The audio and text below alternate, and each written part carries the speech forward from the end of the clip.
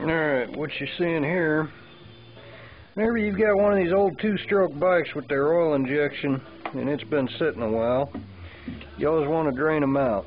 Now, what's coming out there is pure D nasty ass varnish, even after I've run about a gallon of gasoline through that whole tank system. So when I first fire this bike up, I'm going to fire it up with two-stroke oil mixed in the tank, and this pump will prime itself. Actually, I'll give it a little help. When you first go to put these back online, no matter how good of a rebuild you did, and you can see I rebuilt the pump, but all this shit down here, this whole motor was caked with this white shit when I first opened it up. I've had this motor open, this is like the third time I've had this side of the engine. I've had the whole thing off. I've inspected everything inside of it, and I'm just kind of going through replacing stuff because I've had to find an assload of parts for this thing. But basically the pump, I just took it apart, cleaned it all off, and I had an RZ400 or an RZ400 for our Canadian friends that I had taken apart, and it had good seals in it because I was just running that bike a year or so ago. This bike, I honestly don't think it, I think that plate from the 80s that was on it was probably the last time it was registered, maybe, but not really on the road. I'm just guessing on that. I mean, it could be somebody like me that just doesn't give a shit running without a plate. But anyway, there's a little prime hole right here. So all you have to do is back that screw out, put your oil in your oil tank, which is under the carb. Yeah, I still got that other carb off. Fucking let it soak for 4 days and still couldn't get the passages open. I shot 40 pounds of air through it. I've got another carb coming from a friend of mine, and I'm probably just going to take a match pair and just these two carbs here, put them in a box somewhere, and I don't know, if somebody had an ultrasonic parts washer, they could probably get them cleaner, but these buckets of carb cleaner, I had that one there sitting underneath, right in the stream from my parts washer, and I had pure carb cleaner in that damn thing, and I still get that same shit. So, but anyway, back to the subject at hand. This little oil pump here, the biggest thing that I see people try and do that they should not do is adjust this. Don't. See, there's a little pin right here, and that little pin rides on an intentional cam. You see that cam right there?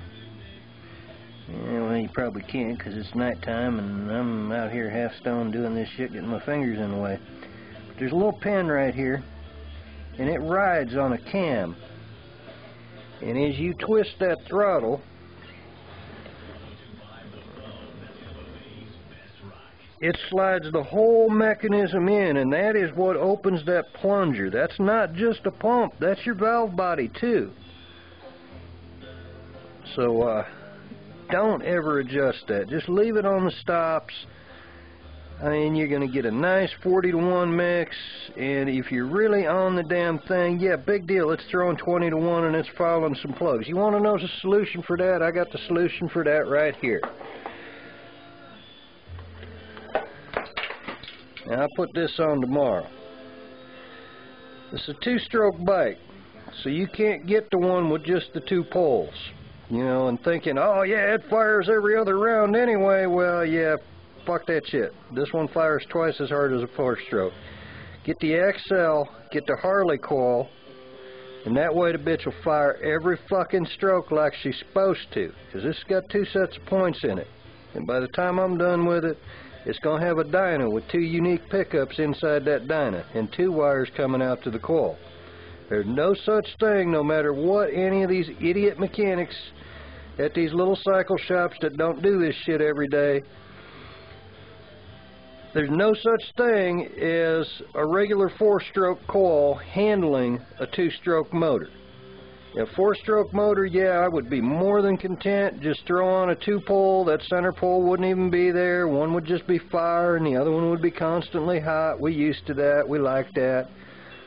But With a two-stroke, you can't get away with that. And inside this coil, it is actually two separate coils. It's not one.